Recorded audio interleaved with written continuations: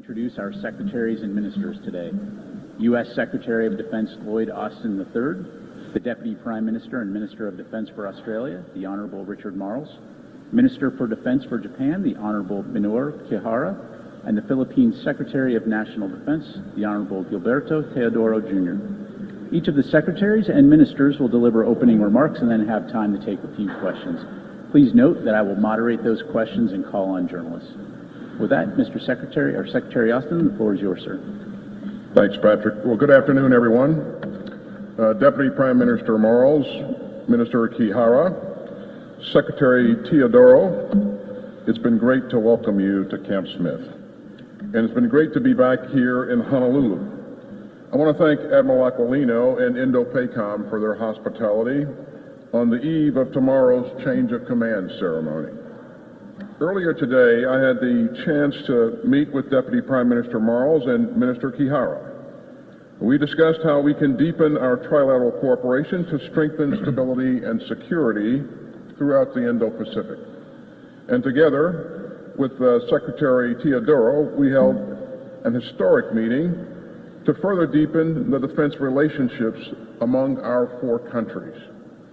Just last year in Singapore, the defense ministers from Australia, Japan, the Philippines, and the United States met together for the first time.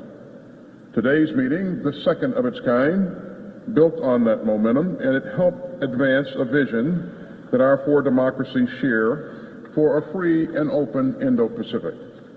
I'm proud of all that the United States has achieved, each of your countries, gentlemen, since President Biden took office.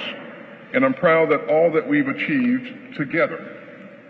Just last month, our four militaries conducted a maritime cooperative activity in the Philippine Exclusive Economic Zone. This was the second multilateral cooperative activity of its kind in the last 12 months alone. Activities like this don't just strengthen our interoperability, they also build bonds among our forces. And they underscore our shared commitment to international law in the South China Sea. Now, we also talked about the security landscape across the Indo-Pacific and discussed new initiatives to make the region more stable and secure. We're looking to conduct more maritime exercises and activities among our four countries. We also want to pursue coordinated security assistance to the Philippines. That will boost interoperability and help the Philippines achieve its defense modernization goals. So it's been a highly productive day. We've gathered here because we share a vision for peace, stability, and deterrence in the Indo-Pacific. We've charted an ambitious course to advance that vision together. And that's why today's meetings were so important. So, ministers, thanks again for joining me here in Honolulu. And Richard, over to you.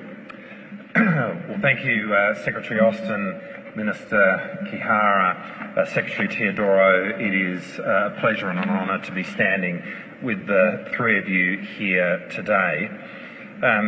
We meet at a time when the global rules-based order is under intense pressure. We see that in Ukraine with the appalling invasion by Russia of that country, but we see the global rules-based order under pressure in the Indo-Pacific as well. A challenge to the global rules-based order in Ukraine is a challenge to the global rules-based order in the East China Sea, in the South China Sea, in the West Philippine Sea.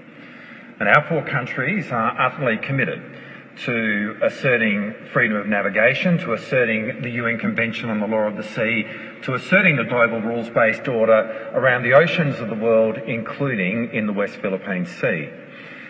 Our alliance with the United States has been the cornerstone of Australia's national security since World War II.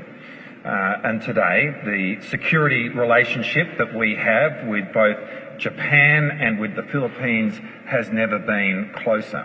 But as close as our respective bilateral relationships are, there is a power and a significance in our four countries acting together. And today, the meetings that we have held represents a very significant message to the region and to the world about four democracies which are committed to the global rules-based order.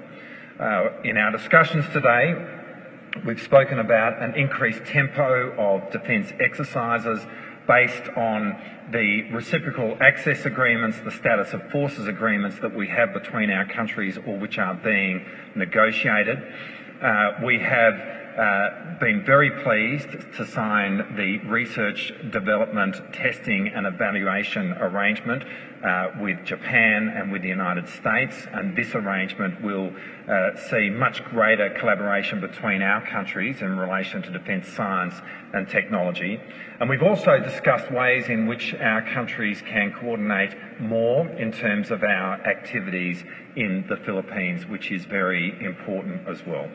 As I said, we are four people who have a very close personal relationship, which reflects the significance of the relationship between our countries and the determination and commitment that we have as four countries to upholding the global rules-based order within our region, and Australia has been very pleased to be able to participate in today's meetings. Finally, can I just say, the United States Indo-Pacific Command is profoundly important to the national security of Australia, but also the countries of the region. And I want to take this opportunity to thank Admiral Chris Aquilino for his service in this command during his tenure of office. He is a dear friend of Australia, and we wish him very much the best for his future. In the same breath, I'd also like to say how much we are looking forward to Admiral Sam Paparo taking up his role as the Commander of Indo-Pacific Command. I've had the opportunity to get to know Admiral Paparo over the last few years, excuse me, and I know that this command could not be in a safer or better pair of hands. And so with that, we wish both men all the best for the handover tomorrow.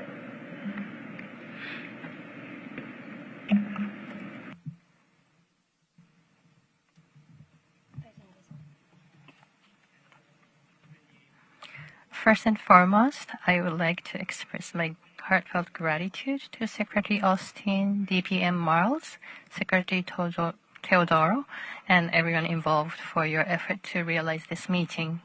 While the security environment surrounding us is facing even harsher challenges, it is extremely vital for us, allies and like-minded countries, to cooperate and collaborate with each other.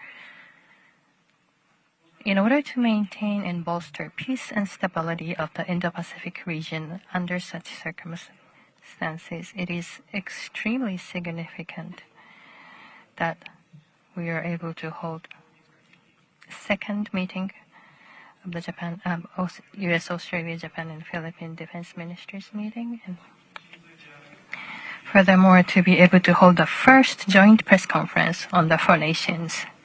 We stand by together with all the nations who share a common vision of the free and open Indo-Pacific, which is the foundation of the peaceful and stable Indo-Pacific region. Japan considers it is the most important to maintain and bolster free and open international order based on the rule of law. I explained the East China Sea situation in the meeting, as well as also issues around South China Sea is the valid interest matters of the international society, including the four nations, which is directly related to the peace and stability of the region. We stand united to strongly oppose any attempt to unilaterally change the status quo of the South China Sea by force or any activity to heighten the tension in the region. Last month, we had a joint exercise with U.S., Australia, Philippines, and Japan in the South China Sea. And this was the first joint maritime cooperative activities, MCA, by the four nations to strengthen the regional cooperation to realize free and open Indo-Pacific.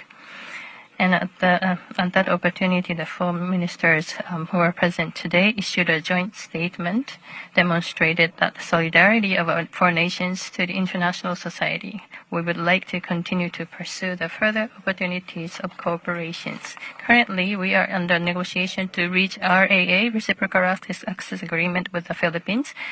The early settlement of this negotiation will further activate and vitalize the bilateral joint exercise and training on the Philippines and Japan military units and expected to contribute to the reinforcement of the cooperation among the four nations.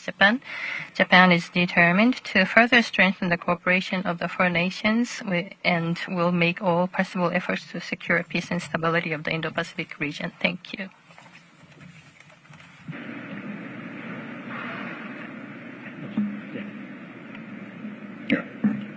Thank you very much, Secretary Austin, Deputy Prime Minister Mars, Minister Chiara. Thank you once again to Secretary Austin for hosting this historic meeting today.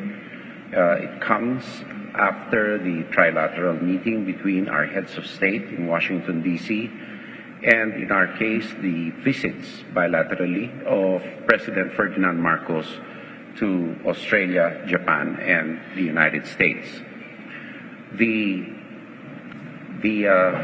underlying principle of this meeting is a shared respect for a rules-based international order and the upholding of international law.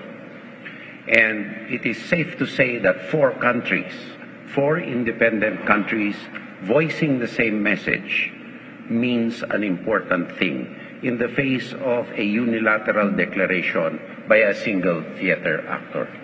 And this is what perhaps the symbolic suggestion of four defense ministry and department heads are here today.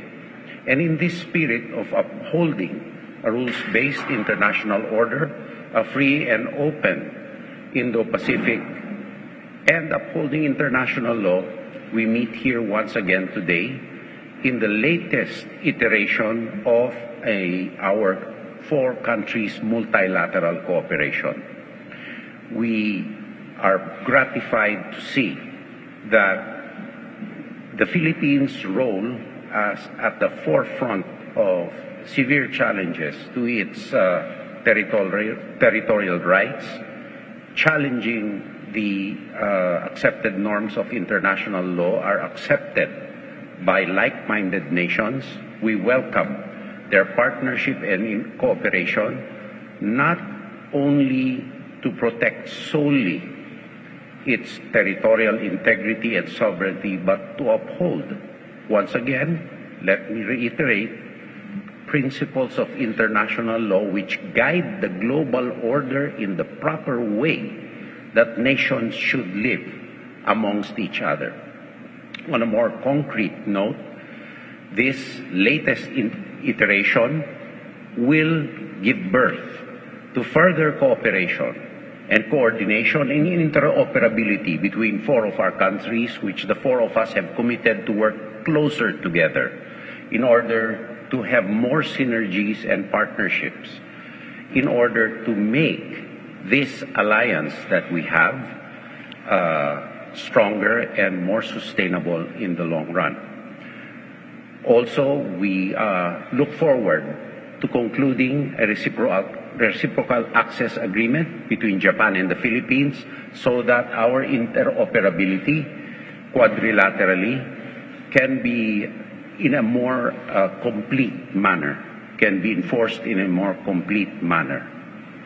Lastly, we thank Admiral Aquilino of Indo-PACOM for his service to the region, and we welcome working with Admiral Sam Paparo. Once again, thank you, Secretary Austin, for hosting us, and we look forward to more fruitful outcomes in the future as we work closer together, not only in terms of our departments, but in true people-to-people understandings and exchanges. Thank you. Thank you all, gentlemen. Our first question will come from Phil Stewart, Reuters. Thank you. Secretary Austin, on Gaza, do you have any credible information that Hamas hopes to target U.S. troops building and eventually operating the pier off Gaza? And then a question on the U.S. and Philippines. To Secretary Teodoro, given recent clashes with China and the Second Thomas Shoal, do you believe it's increasingly likely that you will need to invoke the Mutual Defense Treaty And what kind of U.S. response would you like to see if a Filipino service member is killed? And just to clarify, Secretary Austin, to confirm, President Marcos, referring to your comments, said it would take the death of a Filipino service member to invoke the treaty. Is that correct? That you feel that way, and what makes that threshold the right one? Thank you. Well, thanks, Phil. Number of questions in there, so I'll try to work my way through them.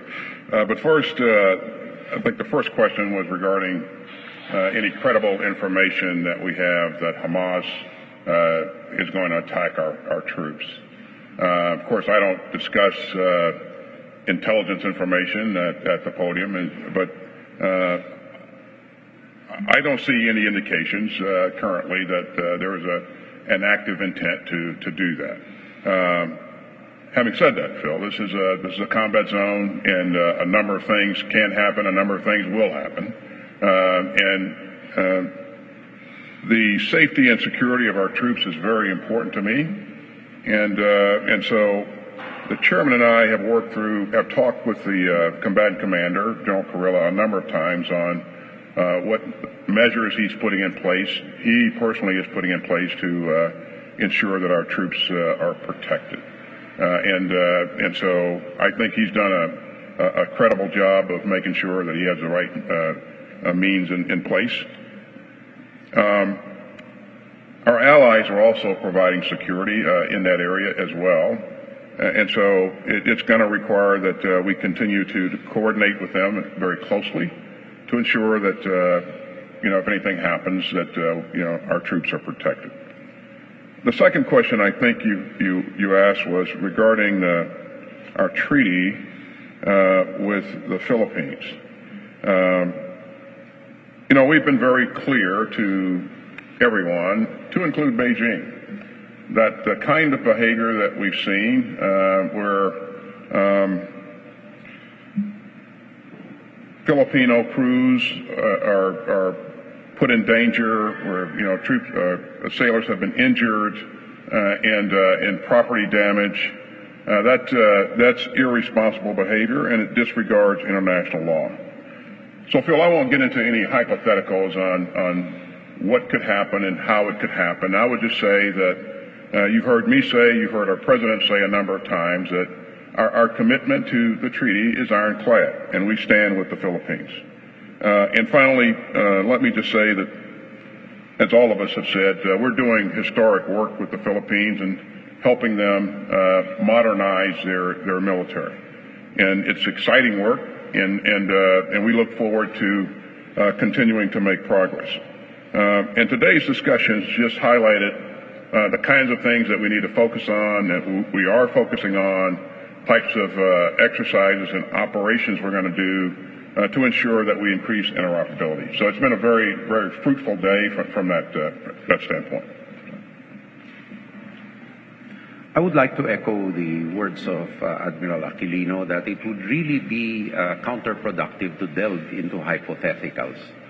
And I, for one, as Defense Secretary, would like to steer away the discussion from a scenario when or in what occasions the MDT may be invoked, when our jobs as secretaries is to make sure that there are no situations through capability building, through deterrence, that an MDT situation would arise.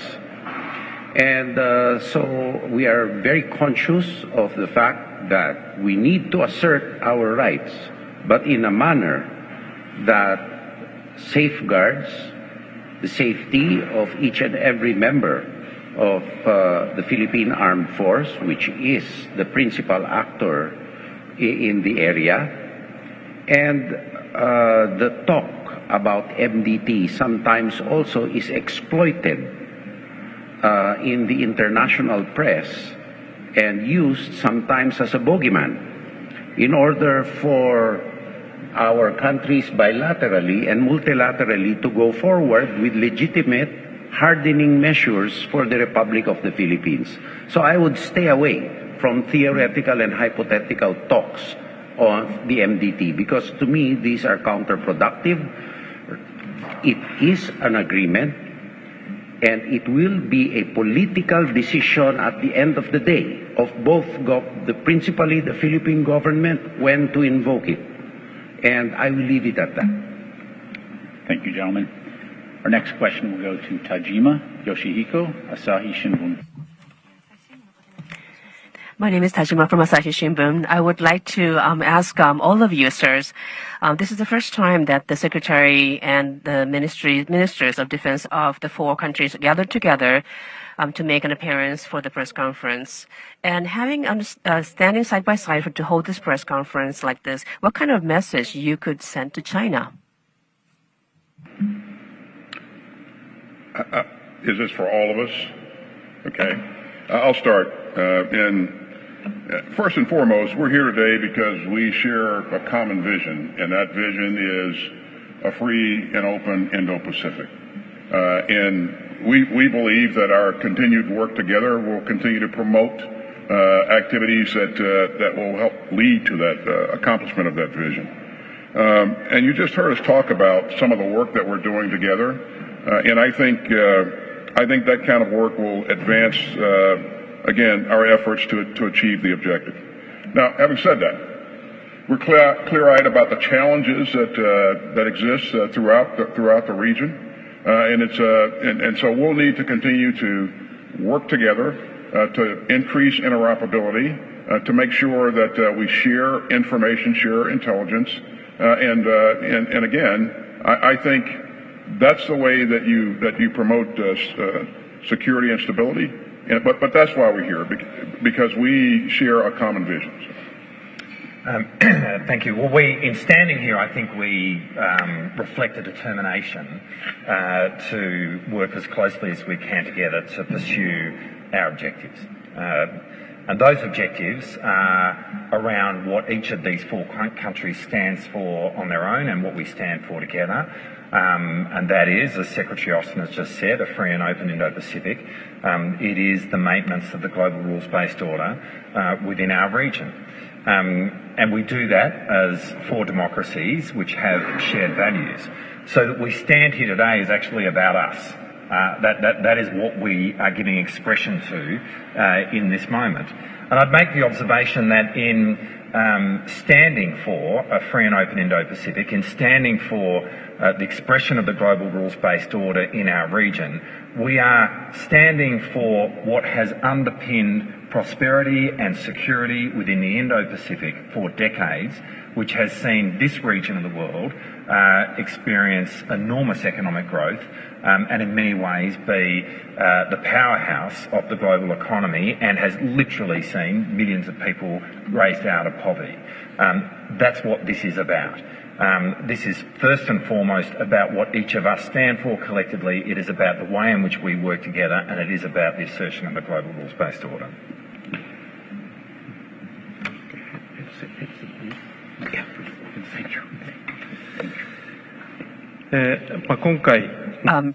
Press conference today,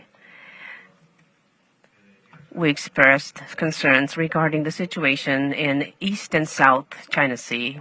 However, this statement is not directed towards any specific or particular nation. And it is towards the nations which are trying to change the status quo by force. Based on that, it is urgent that we strengthen cooperation and interoperability with allies and like-minded countries in order to maintain peace and stability in the Indo-Pacific nation. At the last Trilateral meeting, we were able to agree to promote cooperation and also interoperability in the area of the defense and peacekeeping and security, and not too far off from the U.S., Philippines, and Japan summit. This time we were able to hold this defense ministers and the secretaries meeting and also hold this joint press conference today. And I would like to continue sending messages throughout the world that us, four nations and governments, gathered together here today, and will be sending in hand in hand to continue making efforts to the realization of free and open Indo-Pacific region, as well as realizing orders based on abiding by the rules.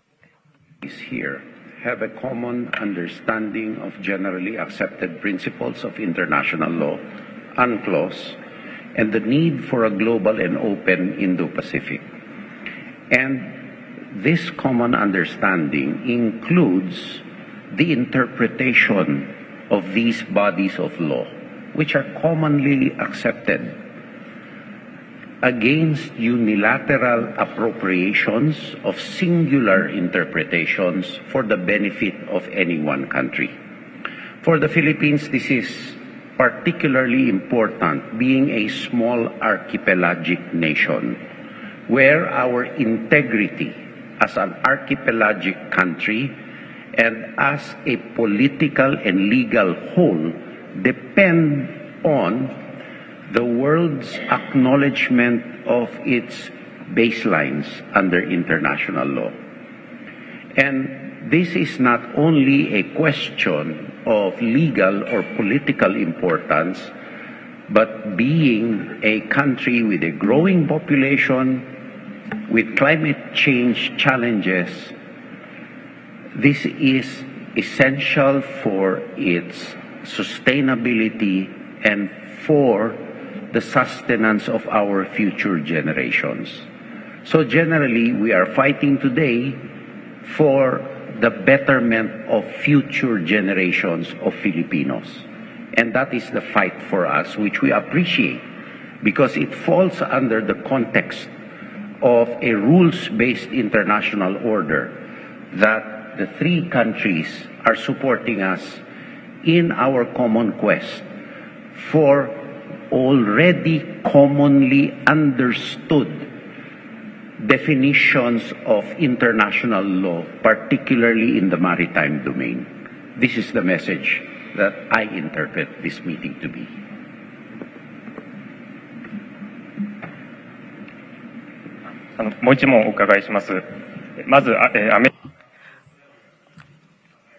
One more question I would like to ask. For Japan, which is increasing the defense capability, how do you evaluate its effort? And then please tell us what you expect you have for Japan in the framework of these four nations. Also, we have another question for Minister Kihara. We understand that the very first maritime cooperative activity for U.S., Australia, Philippines, and Japan, and we also understanding that there will be more MCA or more frequent MCAs, and then with our constitution, and what would you think what you can do, what type of activities you can do?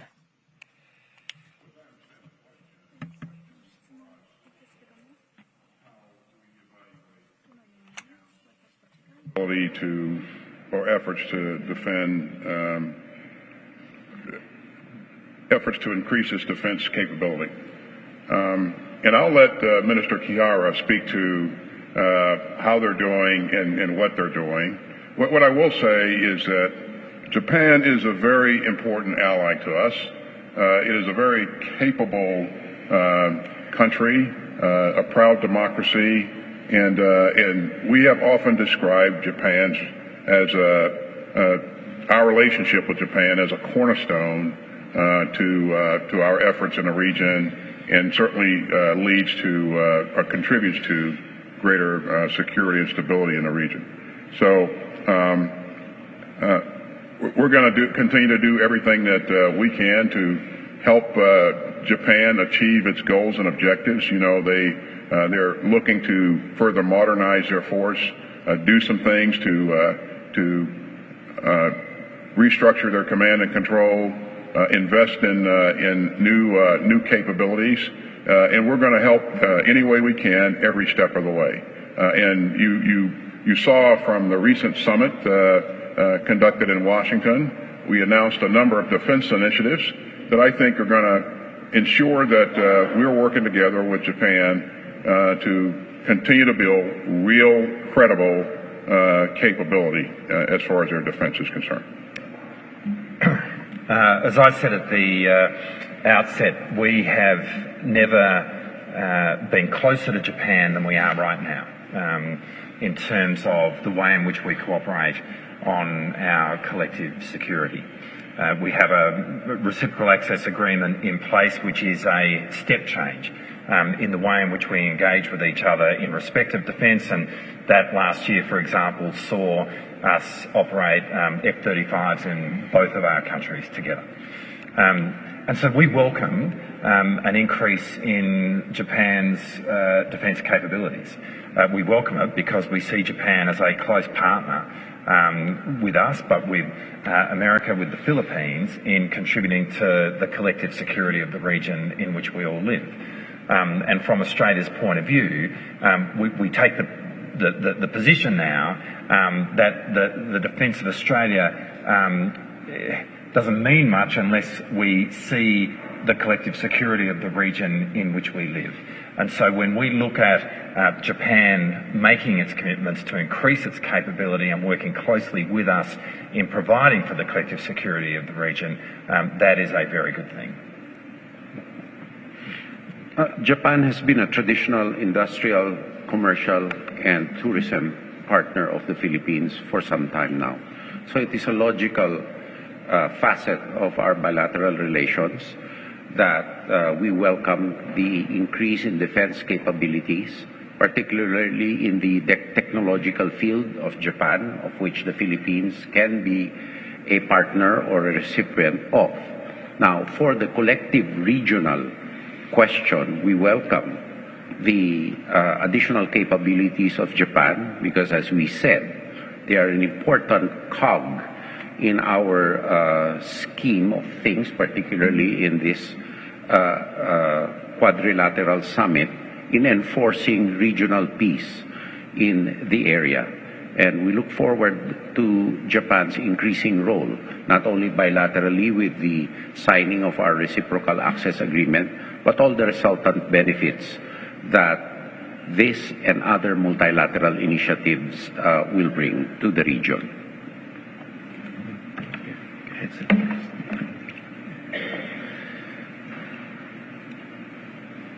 私には Well, that was my question about our contribution to our role in the framework, correct? Okay.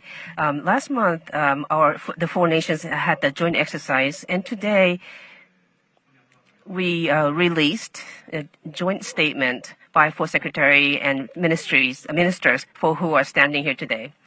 The MCA by our four countries is an effort that strengthens international cooperation and represents our stance that we support and respect maritime rights under the international laws, such as freedom of maritime activity in order to achieve realization of free and open Indo-Pacific.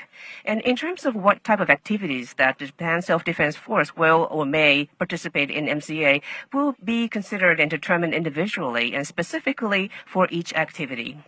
In any case, I would work on deepening our commonality in our common tasks and pursue to have more opportunities of cooperation by four nations and including MCA. Thank you.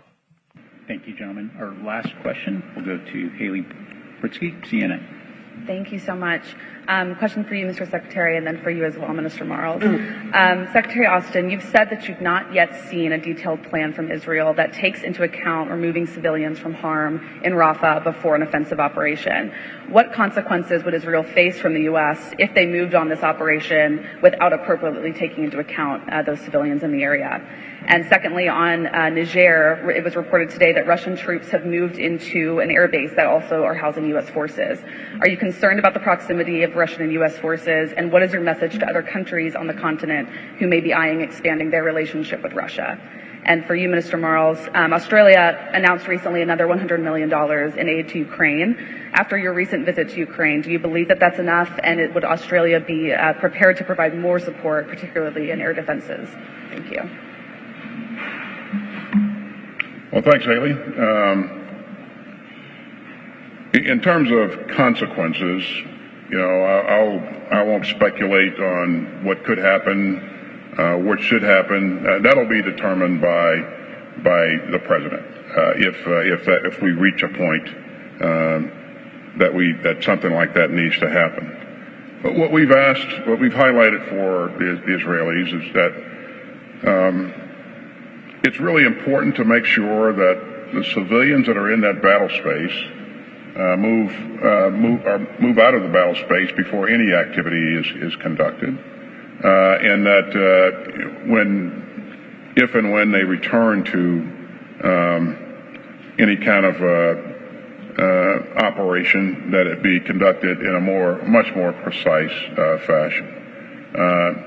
They have not yet moved the civilians out of the battle space. As you know, Haley, there were some 275,000 or so people that were living in and around Rafah before the conflict started.